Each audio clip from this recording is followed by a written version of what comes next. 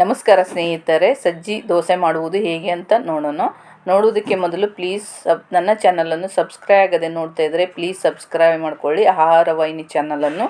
ಇದಕ್ಕೆ ಏನೇನು ಜಾಸ್ತಿ ಏನು ಬೇಕಾಗಲ್ಲ, ಸಜ್ಜಿ ಇದ್ದರೆ ಸಾಕು. ತುಂಬ ಹೆಲ್ತಿಕರವಾದ ರೆಸಿಪಿ, ವೆಯ್ಟ್ ಲಾಸಿಗೂ ತುಂಬ ಒಳ್ಳೆಯದು, ಡಯಟ್ ಮಾಡುವವರಿಗೂ ಕೂಡ ತುಂಬ ಚೆನ್ನಾಗಿರುತ್ತೆ. 3 ಗ್ಲಾಸು ಸಜ್ಜೆಯನ್ನು ತೆಗೆದುಕೊಳ್ಳಬೇಕು. 3 ಗ್ಲಾಸ್ ಸಜ್ಜೆಯನ್ನು ತೆಗೆದು ಇದನ್ನು ಒಂದು 4-5 ಸರಿ ಚೆನ್ನಾಗಿ ವಾಶ್ ಮಾಡಿಕೊಳ್ಳಿ. ಜಾಸ್ತಿ ಚೆನ್ನಾಗಿ ಕ್ಲೀನ್ ಮಾಡ್ಕೋಬೇಕು.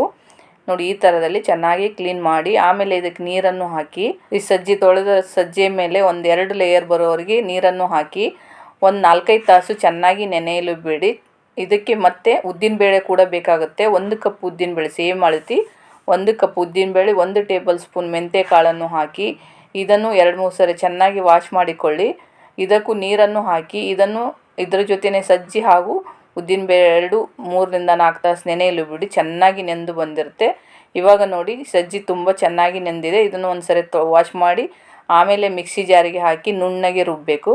ಸ್ವಲ್ಪ ಒಂದು ರೌಂಡ್ ರುಬ್ಬಿದ ಮೇಲೆ ಇದಕ್ಕೆ ನಿಮ್ಗೆ ಬೇಕಂದರೆ ಫಸ್ಟ್ ಕೂಡ ಹಾಕ್ಕೋಬೋದು. ಒಂದು ಅರ್ಧ ಕಪ್ಪಿನಷ್ಟು ತೊಳೆದು ನೆನೆಸಿದ ಅವಲಕ್ಕಿಯನ್ನು ಹಾಕಿ ನುಣ್ಣಗೆ ರುಬ್ಬಿಕೊಳ್ಳಿ. ದೋಸೆ ಹಿಟ್ಟಿನ ಅದಕ್ಕೆ ರುಬ್ಬಿ, ಅದಾದಮೇಲೆ ಹಾಗೆ ಉದ್ದಿನಬೇಳೆ ಕೂಡ ಚೆನ್ನಾಗಿ ನೆಂದಿರುತ್ತೆ. ಇದನ್ನು ಒಂದು ಸರಿ ವಾಶ್ ಮಾಡಿಕೊಂಡು ಇದು ಕೂಡ ಮಿಕ್ಸಿ ಜಾರಿಗೆ ಹಾಕಿ ನೈಸಾಗಿ ರುಬ್ಬಿಕೊಳ್ಳಿ. ಇದು ಬಬಲ್ಸ್ ಬರಬೇಕು. ನಿಮಗೆ ಯಾವುದಾದ್ರೂ ಇಡ್ಲಿ ದೋಸೆ ಮಾಡಬೇಕಂದ್ರೆ ಉದ್ದಿನಬೇಳೆ ಹಿಟ್ಟು ಬಬಲ್ಸ್ ಬರೋ ಥರ ನುಣ್ಣಗೆ ರುಬ್ಬಿದರೆ ತುಂಬ ಚೆನ್ನಾಗಿ ಉಬ್ಬಿ ಬರುತ್ತೆ. ಹಿಟ್ಟು ಚೆನ್ನಾಗಿಯೂ ಇರುತ್ತೆ. ಇವಾಗ ನೋಡಿ, ಹಿಟ್ಟು ಚೆನ್ನಾಗಿ ನೈಸಾಗಿದೆ. ಇದಕ್ಕೆ ರುಚಿಗೆ ತಕ್ಕಷ್ಟು ಉಪ್ಪನ್ನು ಹಾಕಬೇಕು. ಒಂದು ಅರ್ಧ ಟೇಬಲ್ಸ್ ಅಥವಾ 1 ಟೇಬಲ್ ಸ್ಪೂನ್ ಉಪ್ಪನ್ನು ಹಾಕಿ, ಜಾಸ್ತಿ ಕ್ವಾಂಟಿಟಿ ಮೇಲೆ ನೀವು ಎಷ್ಟು ಬೇಕೋ ಹಾಕ್ಕೋಬೋದು. ಇದನ್ನು ಚೆನ್ನಾಗಿ ಮಿಕ್ಸ್ ಮಾಡಿ. ನೀವು ಎಷ್ಟು ಚೆನ್ನಾಗಿ ಮಿಕ್ಸ್ ಮಾಡ್ತಿರಲ್ಲ ಅಷ್ಟು ಉಬ್ಬಿ ಬರುತ್ತೆ.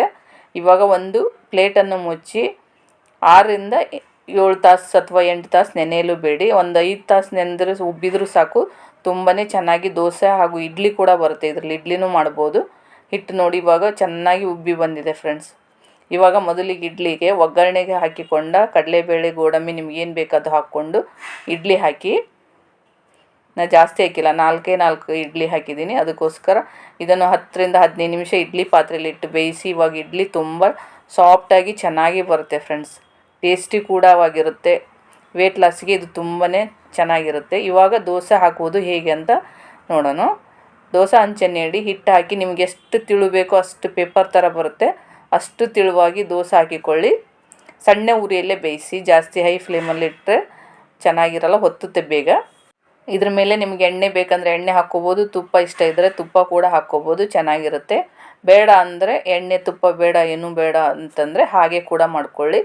ಈ ಸಜ್ಜೆ ಸಕ್ಕರೆ ಕಾಯಿಲೆ ಇದ್ದವ್ರಿಗೆ, ಮಧುಮೇಹ ಇದ್ದವ್ರಿಗೂ ತುಂಬ ಒಳ್ಳೆಯದು, ಹೃದಯಕ್ಕೂ ತುಂಬಾ ಒಳ್ಳೆಯದು ಫ್ರೆಂಡ್ಸ್. ರೋಗ ನಿರೋಧಕ ಶಕ್ತಿ ಹೊಂದಿರುತ್ತೆ, ತುಂಬ ಟೇಸ್ಟಿಯಾಗಿರುತ್ತೆ, ಪೋಷಕಾಂಶವನ್ನು ಹೊಂದಿರುತ್ತೆ ಫ್ರೆಂಡ್ಸ್. ಈ ಸಜ್ಜೆಯಲ್ಲಿ ನೀವು ರೊಟ್ಟಿ ಕೂಡ ಮಾಡ್ಕೋಬೋದು ಹಾಗೂ ಗಂಜಿ ಕೂಡ ಮಾಡ್ಬೋದು.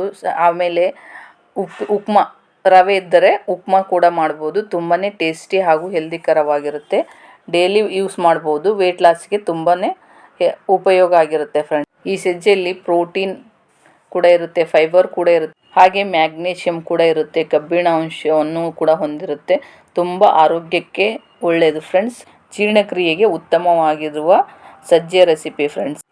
ಈ ರೆಸಿಪಿ ನೀವು ಕೂಡ ಟ್ರೈ ಮಾಡಿ, ಹೇಗಿದೆ ಅಂತ ಕಮೆಂಟ್ ಮಾಡಿ. Thank you to all friends.